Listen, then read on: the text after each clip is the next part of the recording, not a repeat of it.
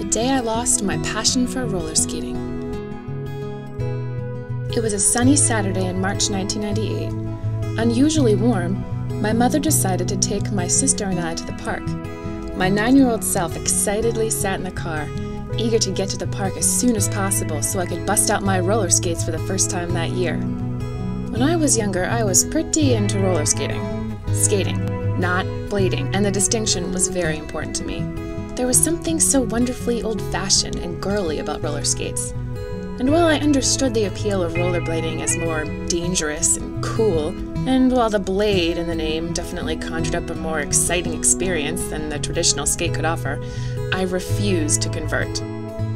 Roller skates made me feel so graceful and feminine. Wearing them, I often imagined I looked just like some of the Olympic ice skaters I admired so much. Unfortunately, I highly doubt there was ever a resemblance. Anyway, back to this specific example of my delusion. Once we arrived at the park, I quickly put on my helmet and knee pads and zoomed away from my mother. I glided down paths, carefully dodging every runner, stroller, and dog in my way. But these simple pedestrians were impeding my speed, so I decided to search for a less crowded area. I needed a hill, something that would make me go really fast, something that would make my hair fly behind me. Near the park entrance, I found the perfect hill. I skated over and allowed myself to begin rolling down it. Immediately I realized I had made a huge mistake. I hadn't thought about the fact that the building was literally at the bottom of the hill. There wasn't a plateau to slow down on.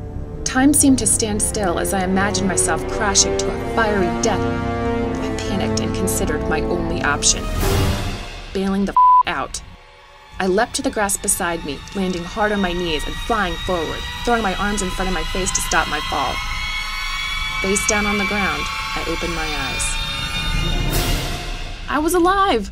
I wasn't even bleeding. I started to think that I might be even better at the skating thing than I thought. But when I put my hands on the ground to straighten myself up, I felt a sharp pain in my left wrist.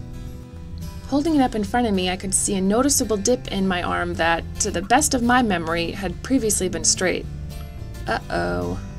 I carefully took my skates off and found my mom. After showing her my injury, she piled my sister and I in the car and drove to the doctor. An x-ray and examination determined that I had dislocated my growth plate. I was disappointed in how wordy and ugly the name of my injury was. I thought I would probably just lie and tell people I broke my arm. The cast the doctor put on made me pretty popular among my third-grade peers.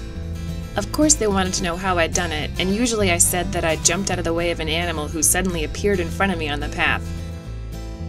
My broken arm, or dislocated growth plate, took me out of commission for a while, and I never really got back into roller skating. I think now I'd even be nervous to put on a pair. I guess there's nothing like a third grader's delusions of grandeur and desire to look like Michelle Kwan to inspire enough confidence to take a chance and fly down a hill. Either that, or my fall finally knocked some sense into me.